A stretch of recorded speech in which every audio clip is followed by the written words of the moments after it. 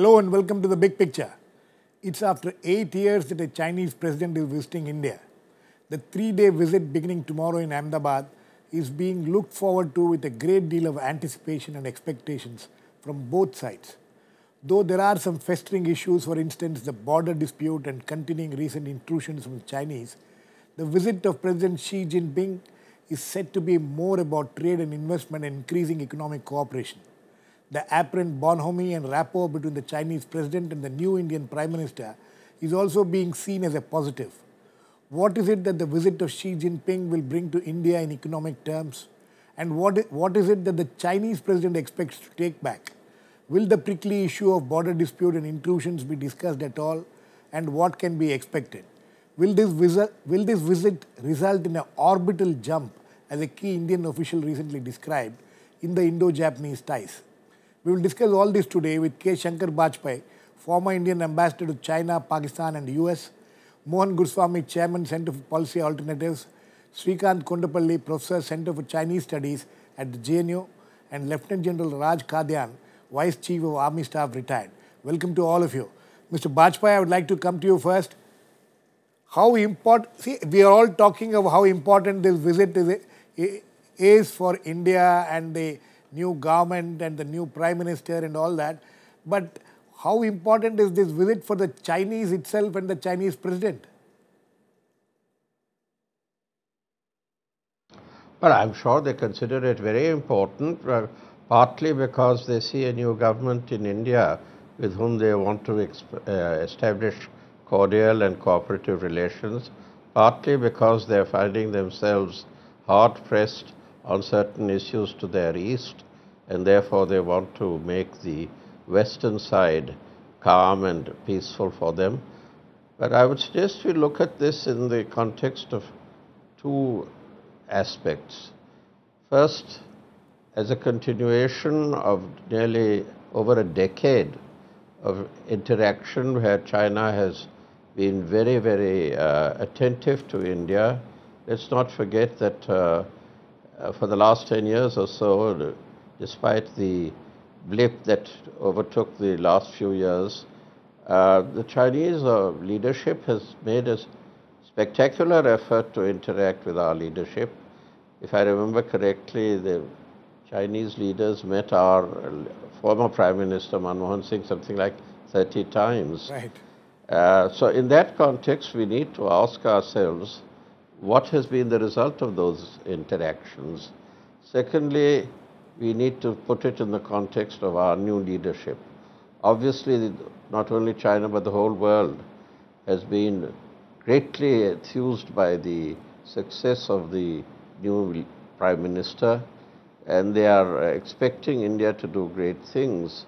So the rise of India, once again, is obviously going to evoke interest. So there is a potential for cooperation, but there is a persistent legacy, which I think raises a lot of questions. Okay. Srikanth? 30 meetings in the past between the previous presidents and the Prime Minister, Indian Prime Minister. What is it that has achieved? And now, after this visit or during this visit, what is it that the Chinese president would like to achieve? I think most of these 30 visits were at the bylanes of United Nations or many were at multilateral meetings. So these are basically 30 minutes, 40 minutes meetings, and not substantial issues can be discussed in those meetings. If you remember, Dr. Manmohan Singh only made 2 visits to China in his two terms of 10 years. So actually, if you look at the bilateral interaction... And we had 2 Chinese presidents visiting us during that period.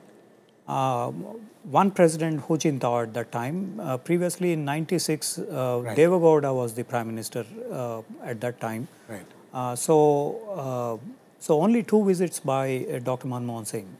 And 1 visit by the president. That's right. So in other words, there is the bilateral kind of interaction very, very limited in a way, although it is substantial. For instance, the foreign ministry interactions, the strategic and economic dialogue process that was instituted, Commerce Ministry interactions, a host of interactions have actually taken place in the last 10 years. And there is some substantial discussion as well. For example, the MEA had 5 strategic dialogues. And we are now discussing about Afghanistan. We are now discussing about East Asian Summit.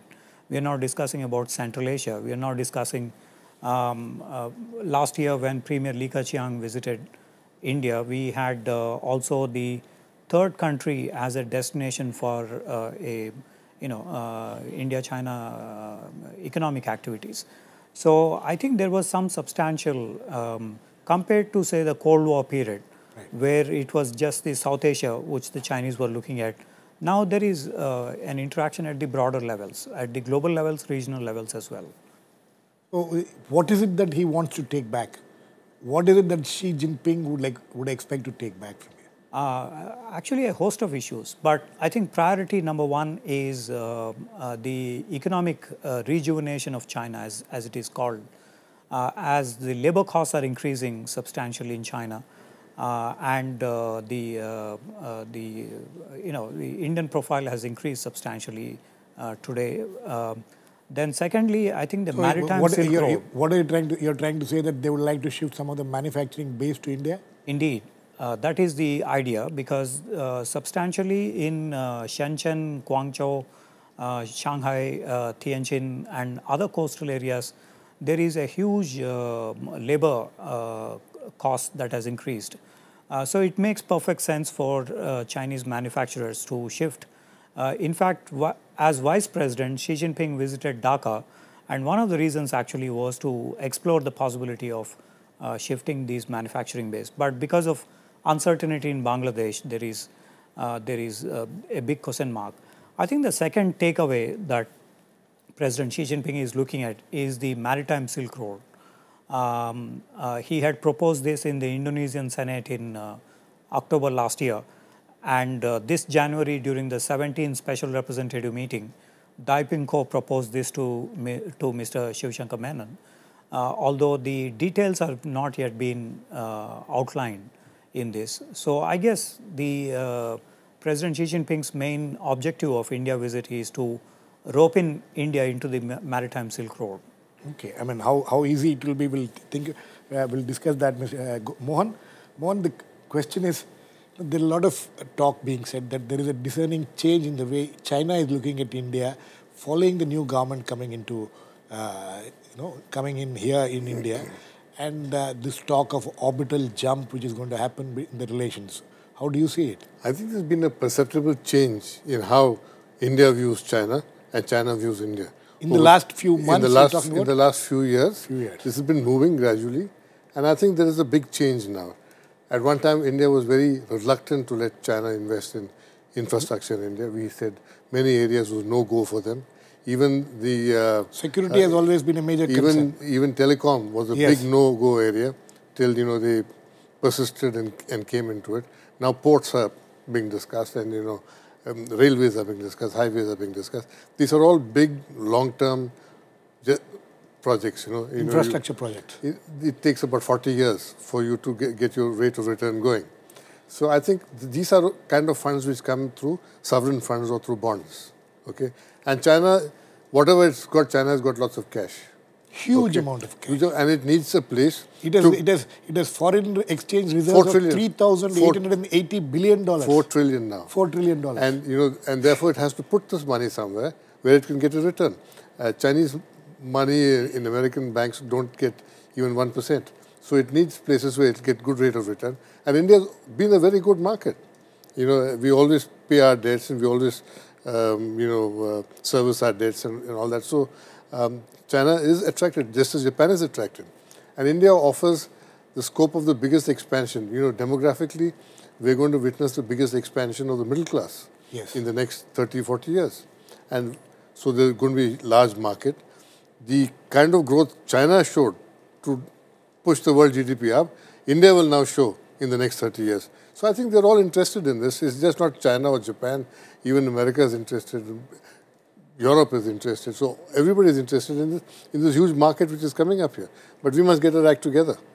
And I think the Chinese are basically coming to see what kind of investments they could make.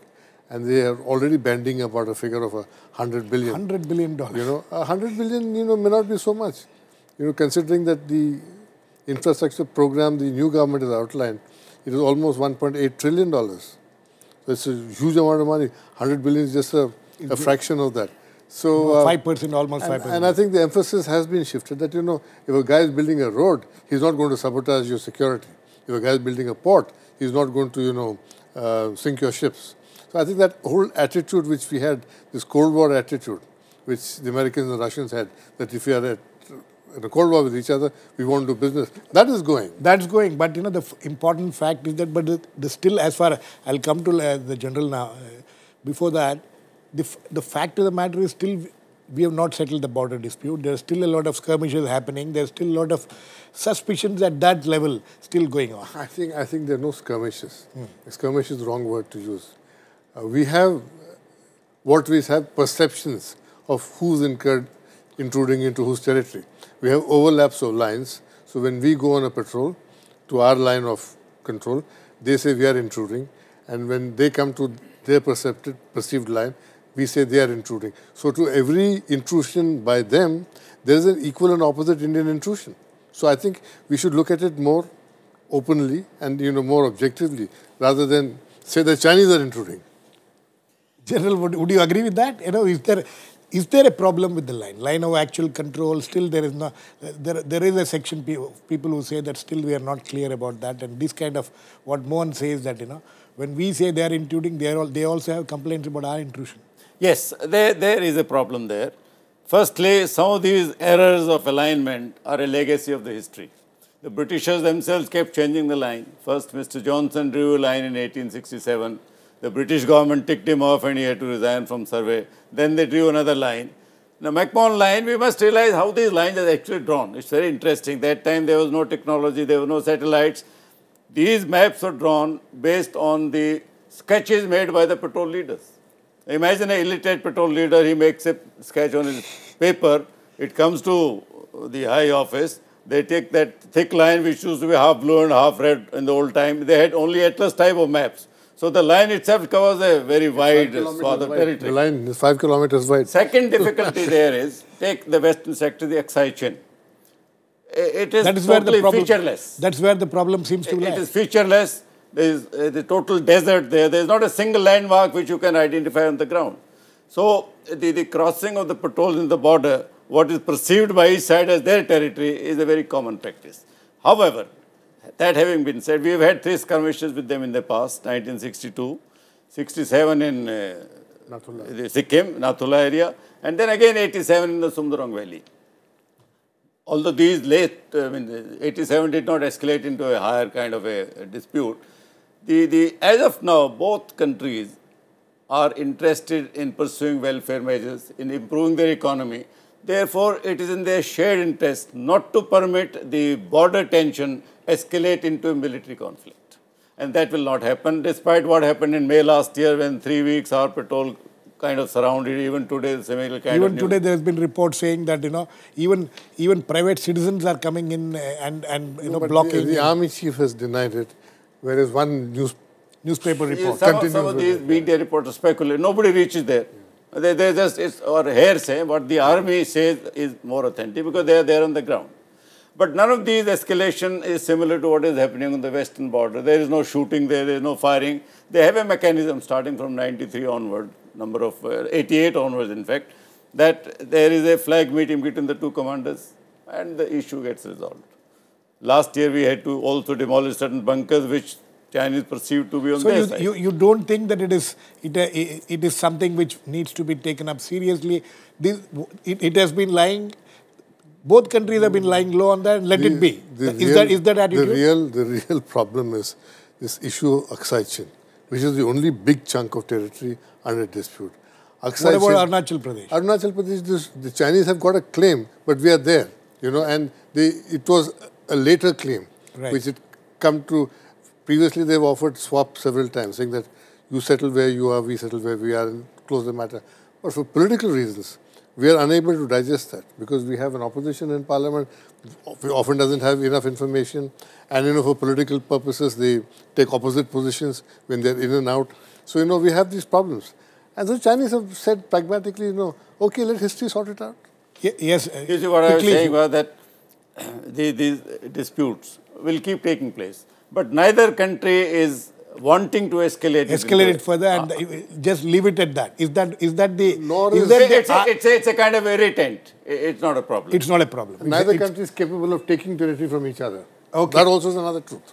Okay, Mr. Bajpai, coming to the other larger issues, there is this, in the recent past, after Xi Jinping took over, his attitude towards global issues and things like that, and he wants India to be a partner and also look at, India and China should join hands and set global rules and things like that. Is this something which is, which may be discussed, and how is it going to emerge?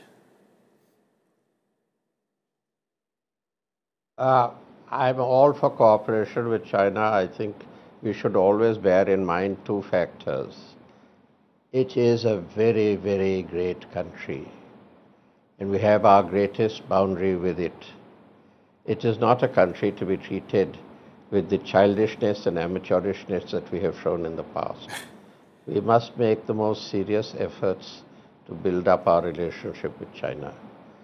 But I'm afraid I'm a little, I won't say disturbed, but by the easy attitude which I seem to hear from my fellow panelists here. I am not convinced that either the economic relationship or the dialogue being continued is going to serve our interests by themselves. In fact, I would like to make sure that these measures, that is to say the economic progress and the dialogue that goes on at political level, should not lull us into a sense of everything is hunky-dory. We have a major problem. We have major problems, and this question of cooperation on the international field, let's be very clear in our mind. Frankly, why should we wait for the Chinese to tell us that we should develop the cooperation? We in India have been one of the few countries who since its birth have been wanting an international world order that is equitable, that is based on multilateral cooperation, international law, and the rights of the underprivileged countries, not one that was forced on us by the Western powers. Now we need to carry on our long search for such a world order, but we need to ask ourselves, is the type of world order we want also the type of world order that China wants?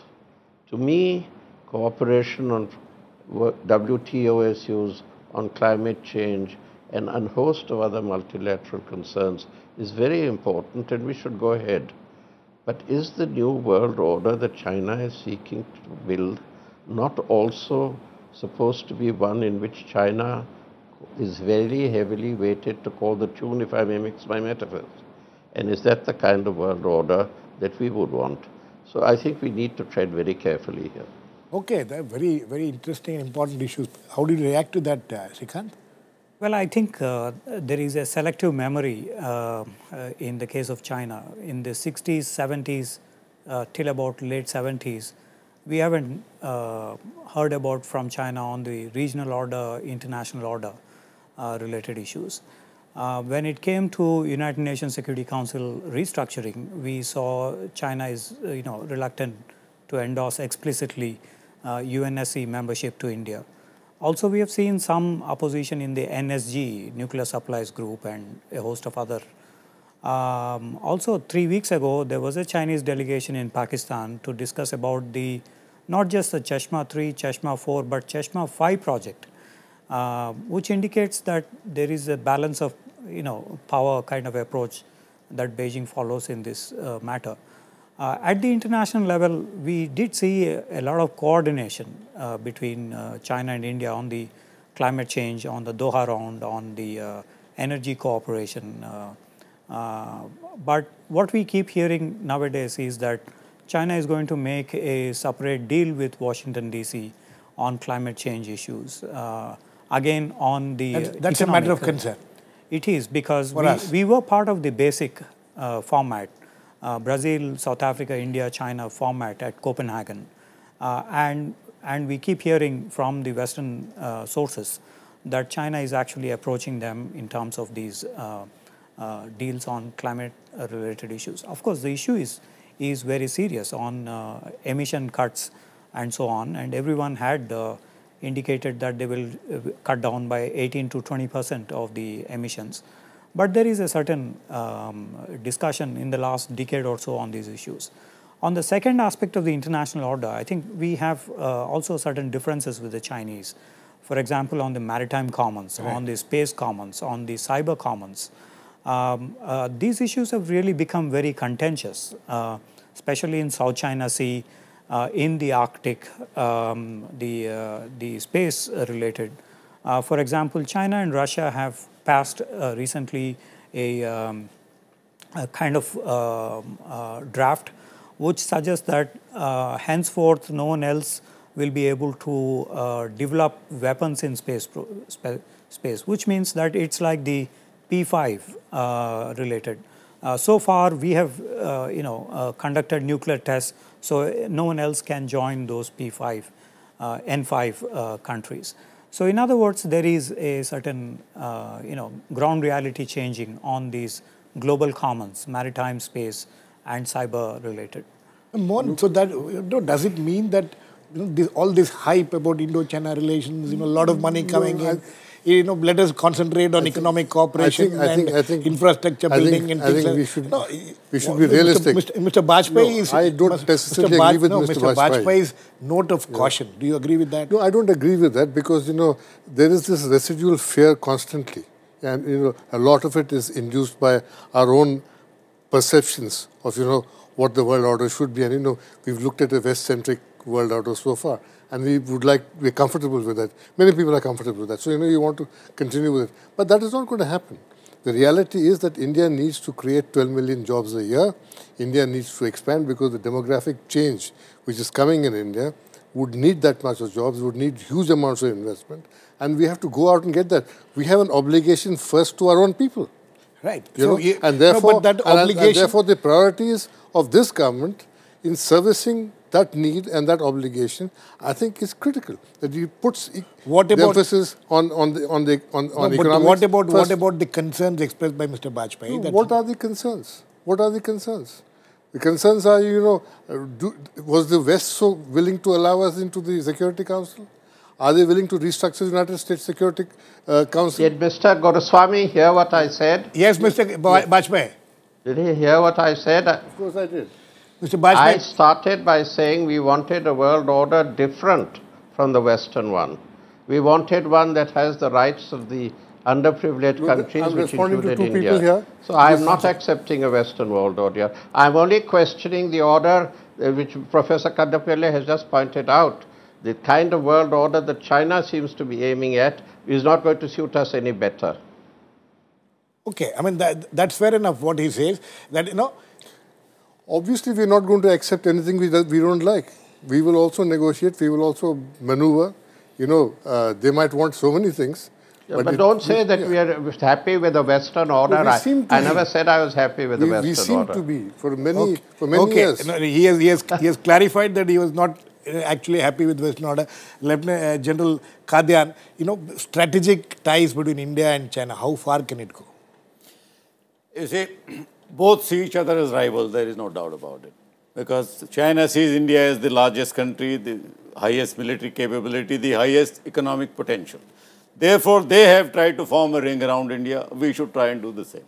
We should already improve defense ties with Japan, with Vietnam, with Philippines. And Americans will also be interested, because they see at the global level, they see China as their rival. Right. So they will be interested in containing China, and they feel India will be a good asset in that effort. So we should improve our defense ties with the countries around, including Australia, which may be a little further off, which is what China is doing. Otherwise, of course, the talks will carry on, the trade should improve, they want the South Silk route. I'm sure that is going to be talked about in the press. Mohan, you just come back from Dharamshala.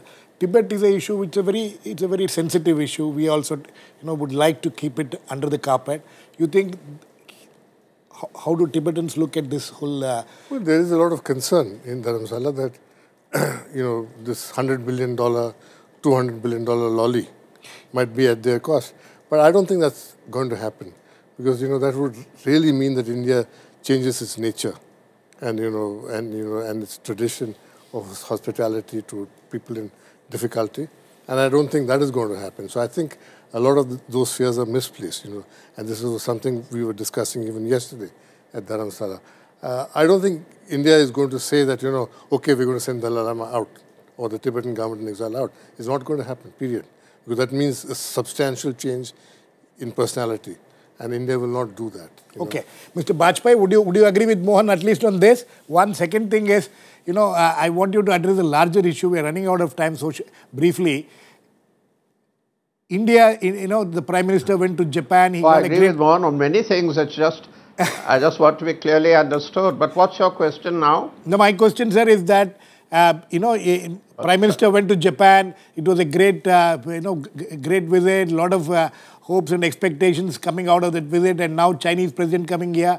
You think that Chinese president will be trying to outdo what the Japanese are trying to do? Is there a game? Is there a competition, a rivalry there to woo India between the Chinese and the Japanese? I'm all for a competition that brings us more money and that enhances our own infrastructure. Sad to say that we are unable to do it on our own. Great shame on us. But anyway, anybody who can help us develop all kinds of economic progress is more than welcome. If they want to have a competition on that, good luck to them as well as to us. But I'm not sure that anyone's right to outdo each other. I think what China, and for that matter the Japanese and other countries, are all seeking to establish a relationship with us that suits them. And we have to decide what suits us best. Okay. Srikanth, very quickly. The Chinese president has gone to Maldives yesterday, going to Sri Lanka today, and then coming here. How important and how closely do we need to watch the Chinese presence in Sri Lanka and Maldives? I think from the point of view of maritime security, we have already in place between India, Sri Lanka and Maldives a certain arrangement. So from that point of view, India need not be concerned. Of course, there is a balance of power kind of equation emerging. For example, the Maldives airport, which was in 2012 rejected for the GMR, now is given to a Chinese company. Likewise, there is a huge infrastructure project construction in Sri Lanka with the Hambantota and a host of other projects, the Colombo South Harbour construction. So all these are these which we need to be concerned about, or you think that these are good developments, good neighbors, healthier neighbors attitude we should take? As long as these are in pure economic, commercial aspects, I think it's fair on the part of the Maldives and Sri Lanka also to go ahead and seek investments.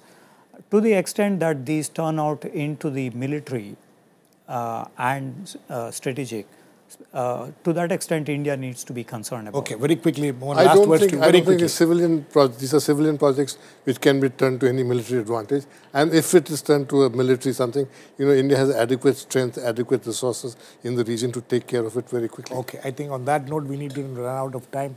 And the fact is that the Chinese president will be landing here tomorrow.